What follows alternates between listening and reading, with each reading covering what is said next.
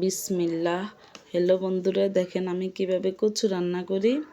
প্রথমে পেঁয়াজ দিলাম, ভালো করে পেঁয়াজটিরে লাল করে রসুন দিলাম, পেঁয়াজের ভিতরে দিয়ে ভালো করে নাড়া দিব, দিয়ে এর ভিতরে মশলা দিব, হলুদ দিব, মরিচ দিব, দিয়ে একটু পানি ব্যবহার করতে হবে।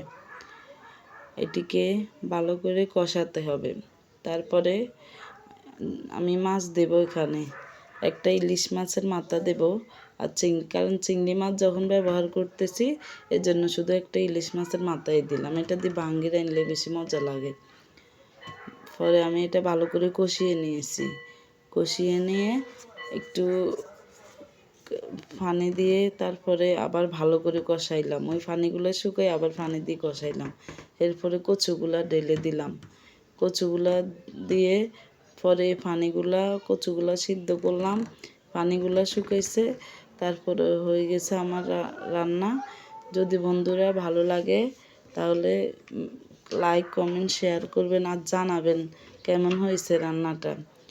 Thank you.